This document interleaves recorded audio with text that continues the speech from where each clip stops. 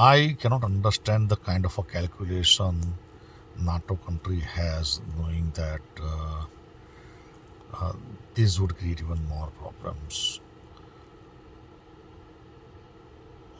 Now fighting against Russia for almost 3 years,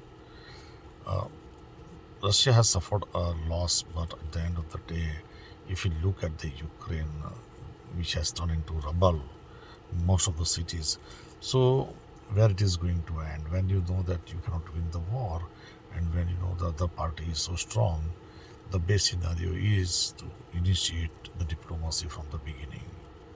When I know that the person I'm fighting is overly strong, not to take any risk, rather we should find other options.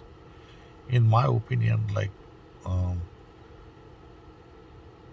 Russia has restrained a lot, but uh, if like there is a flashpoint and if it turns into nuclear, then it could be even worse for all the parties involved, and that would be a real catastrophe uh, for the world as well.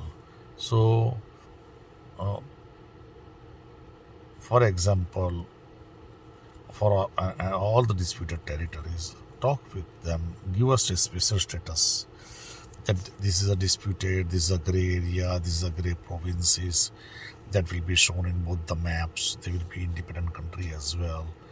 So something can be worked out, not a big deal. But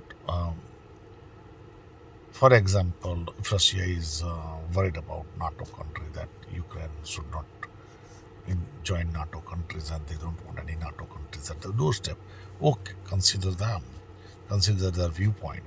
So it's very, very important that we have to look what other party wants. But now, what happened after 3 years? It is ongoing, but for what? Territories is not going to return to the Ukraine. I'm sure, I will tell you. So, at the end of the day, if you want to make the situation worse, then support Ukraine.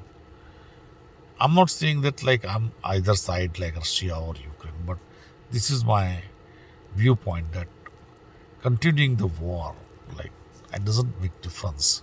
But I would say whatever the Ukraine is losing, I think they are losing for a long period of time. So better to stop the war instead of continuing like this. Uh, and I think one way or another way, it is a very clear message to the world the, about the consequences of the wars. We need peace, not the war. All right. So next time, I think everybody would be restrained and not to be angry, and that's it.